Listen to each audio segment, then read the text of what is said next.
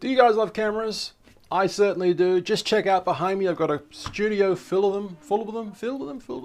Most of them are broken and dead now, but from over the years. But guys, my name is Gareth Walton. You can find me in all these different social medias at Tallboy Gareth. There we are right there. Facebook, Instagram, YouTube, you know the drill. But today we're talking about the brand new, just released, not physically, but we've got a glimpse of what it's going to be, the Sony A1, the Alpha 1. We're going to be reviewing a 5-minute video from Sony showing you the best of the best features. Guys, I'm telling you, this camera is quite literally game-changing.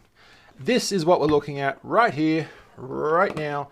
We have the Sony Alpha 1 camera. Now, from B&H Photo, famous photo company in New York City, they're selling it for $6,500. It's a lot of money, probably justified, I don't know. In Australia, where I live, it's $9,888. Let's just call it $10,000. Ouch. If you guys want to buy me this camera, please, feel free to do so, because I can't afford it. But yes, we're talking about not my table, we're talking about this camera right now. Now, this is Sony's top of the top. Well, it's the A1 that we're talking about. There is no better Sony camera out there right now. In fact, there is no better camera in general out there at the moment. That's how crazy this camera is. The next best camera would be this one right now, the Canon EOS, the EOS 1DX Mark III. The Mark II was great. The Mark III is even better. As you guys can see, the Mark III has a inbuilt battery grip. Now, one interesting thing to note is that this camera does not have an inbuilt battery grip. If you're a professional photographer, does that make you mad, or does it make you sad, or does it make you... I just said that because it rhymed. I don't know. But you can actually get a optional battery grip, which we will show you that soon. You can put it into the bottom of this camera. Now, the next best Canon cameras at the moment are, of course, the R5 and the R6. I'm thinking about getting the R6. Two reasons. It's a little cheaper than the R5, but it probably has better low light video at nighttime. And I wouldn't need 8K for the R5 anyway. I just need 4K. So thinking about getting the R6 at some point. But there's a lot of comparisons with the EOS R5 and the A7 R4, and of course Sony's own A1 versus the A9 too. So there's a lot of comparisons. What's better? Who's better? Well, it's certainly not Nikon, that's for sure. Nikon have not really invested in research and development for the future of mirrorless cameras. They've even openly admitted this. Apparently, Sony and Canon have been out there in their studios with the lab coats on, researching like the nerds that they are. God bless the nerds. They're the ones giving us these amazing technologies and cameras. But yeah, Nikon not doing very good at the moment. Could be going bankrupt. That's what Photo.com reckons. Do you guys know that guy? Absolute legend. Give me a comment down below if you know who I'm talking about. Let's get straight into this and review this 5-minute video. We'll do a lot of talking, and yeah, I'll tell you guys what's actually happening. Here we go. Alpha.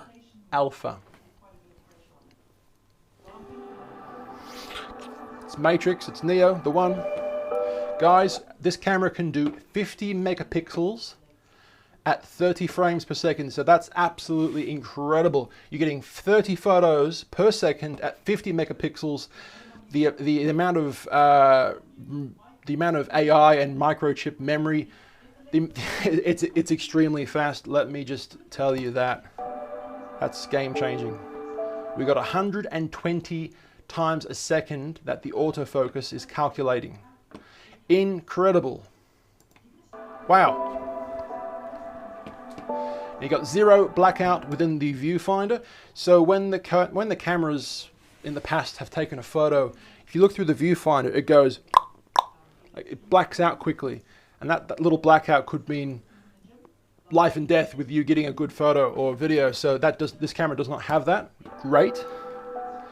Now, 240 frames per second inside the viewfinder. So you're getting 240, the refresh rate within the viewfinder is 240 frames per second. I think the human eye can only see like 100 frames per second, maybe something like that. I think 240 frames per second within the viewfinder is probably overkill, but hey, who's to complain? They're giving us that, why not? 8K video, just like the Canon R5. The R6 does 4K. There's someone's bum, that's pretty. You can pretty much tell these photos would have been photoshopped before they released the video, but still good. That's what the camera looks like. Now we've got full frame, stacked 50 megapixels.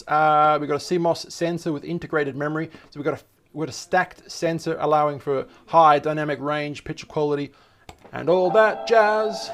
Unprecedented resolution and speed. Truly incredible. 50 megapixel with 15 stop dynamic range. It's going to be an amazing photo, that. It really would be. 50 megapixel at up to 30 frames a second. Now this is very interesting, guys. Take a look at this. Each one of these black triangles that's pointing to a photo, these are the photos that have actually taken at 30 frames a second. Now all these little ones in between the actual photo, all these little photos are the times where the camera has actually autofocused at 120 times a second. Unbelievable. That's just absolutely game-changing that the camera is able to focus that many times between 30 frames per second.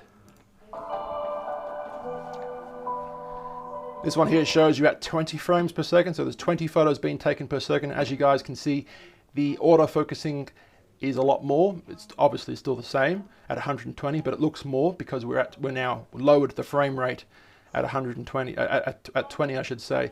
So all the times where the camera has auto-focused between the actual photo being taken, I mean, that is absolutely flash speed right there. At 10 frames per second, as you guys can see, the camera is focusing a lot there. Blackout free for uninterrupted view. The one on the left was flashing, the one on the right wasn't. Blackout free with the A1. Other cameras have that flash effect in the camera viewfinder. It's not a big deal, but it's cool that we don't have it now. That's really good. Improved display response for panning shots with electronic shutter. Flash sync with electronic shutter. That's pretty cool. I think that could be new. If you guys want to buy me this camera, please do. Silent shutter provides more opportunities for shooting, so you can be absolutely quiet. You can be an absolute perv when you take those photos. You know what I'm saying? Silent shutter. Improved anti-distortion shutter. Take a look at this. So I'm not too sure if film cameras have had this problem, but I know digital cameras, pretty much every digital camera has had this problem, which means when you take a photo of a fast-moving subject, the fast-moving subject becomes slightly warped. As you guys can see, that the guy playing golf with his club is warped on this one, but with the A1 with anti-distortion shutter, it has prevented it mostly. There is a tiny bit there, but a tiny little bit, but it's not noticeable compared to the distortion with that one right there. Wow, absolutely game-changing. This right here is environment with flicker simulated. This photo, of course, is the A1. Now, when you guys are photographing something indoors, like a sports arena, you know, football or basketball, or you're shooting the Olympics or something like that, the lights that are above everybody inside the center, whether it's LED light or whether it's a fluorescent tube or something like that, they have a bit of a flicker to them. The human eye really can't see it, but the cameras can. And when you take the photo, it has that really weird flicker effect right there. The A1 manages to take the photos in between the actual flickering. So that's absolutely incredible that's able to do that. The AI software pretty much does it, I think. Now right here we've got wide autofocus coverage, 759 point phase detection autofocus with approximately 92% coverage. 92% coverage is great, but the Canon R5 and the Canon R6 have 100% focus points all over the frame. So no matter if your subject is all the way on the left, all the way on the right, you're pretty much going to be getting everything in focus. But is it really a big deal that this new camera has 92%? I mean, this is the areas right here and right here where you wouldn't be able to get any focusing. But let's face it, you shouldn't be having your subject.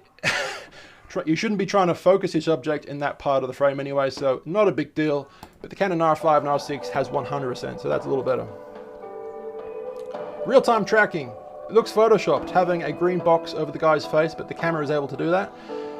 It's able to detect eyes on birds and animals. Pretty incredible technology. Check that out. Whenever you look at someone's face, you're always looking at the eye, unless of course you have social anxiety, then you're looking somewhere else. But yeah, you really want a photo with the sharp eyes. That's really the place where you really want the focusing done. Next generation 8K 30 frames per second recording. The Canon R5 is able to do 8K and the Canon R6 is able to do 4K. But yeah, this is what this one does. 8K 30 frames per second.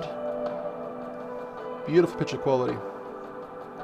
4K recording up to 120 frames per second with accurate autofocusing tracking, so you're getting really good slow motion at 4K. It's pretty incredible.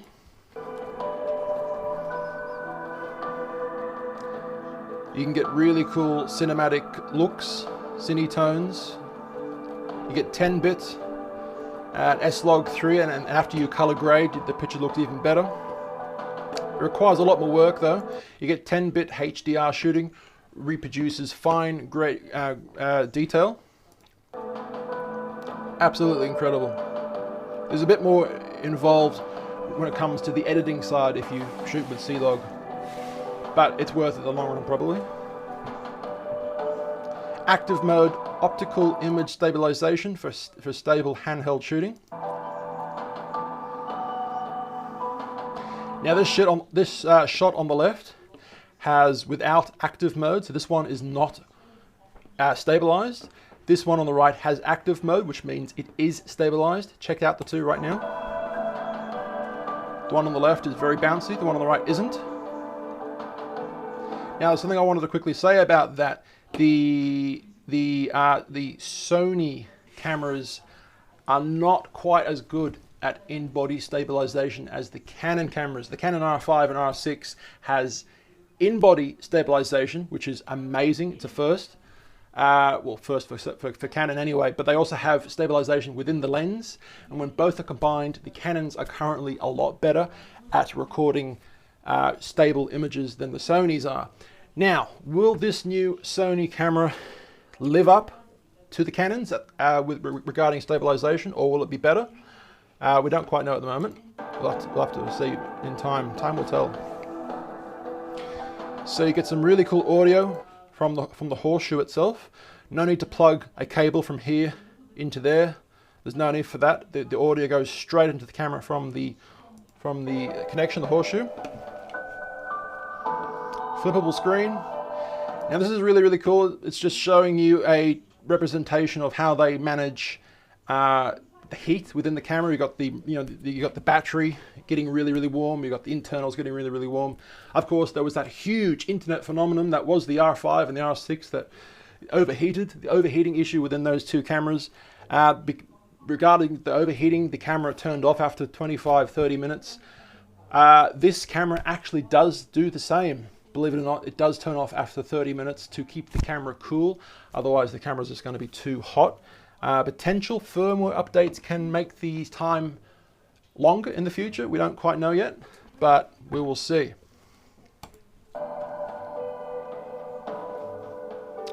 What do we got next? 9.44 million dot EVF, 240 frames per second in the eyepiece.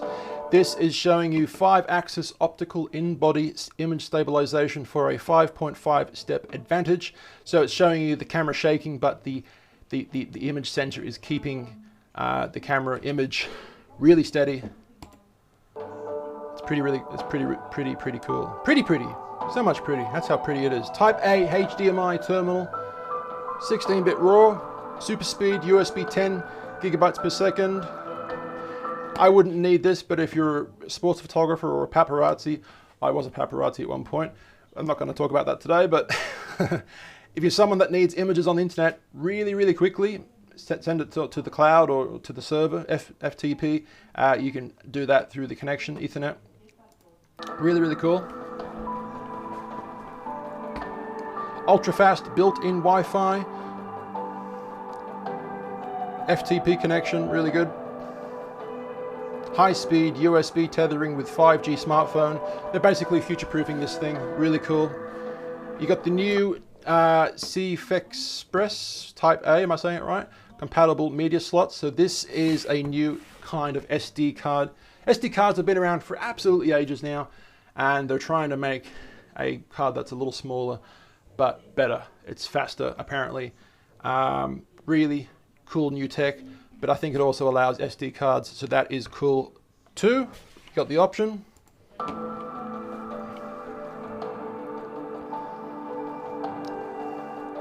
So it allows you to put 2 different memory cards in there. Awesome. Durable magnesium alloy chassis. Really sturdy camera. High reliability. High capacity Z battery. We'll quickly go back to that and talk about that right now. This is what I was talking to you before. This comes as standard on the 1DX Mark III. It's inbuilt, you can't take it off. But why would you? The camera looks sick. It's heavy, but a good kind of heavy, if you know what I'm saying. This camera gives you an option to have it on, but it doesn't come with it as a standard. Does that piss off you really cool, the really professional photographers out there? Does that piss you off? Let me know. So there you go, you're putting it on. Improved dust and moisture resistance. Awesome news, that's always a good thing. Customizable functions, great as always. Lossless raw JPEG, it's going a little fast for me. And that's the Sony A1. What an absolutely ridiculously cool camera. If you guys, like I said, if you guys want to buy that for me, please do. But I'm not buying that myself at the moment. It's $10,000. I've got better things to buy. Like things for my studio. Guys, I'm on social media, as you know. Instagram, YouTube, Facebook, all the cool ones. My name's Gareth Walton. You can find me on Tallboy Gareth on those social medias. Don't forget to like, subscribe, ring the bell for all the cool new updates. I'm making daily videos on this channel, and we're talking about world events, world news, unboxing, new technology, camera tech news, everything cool happening. I will see you guys for the next video tomorrow, and yeah, I'll see you then. Peace out.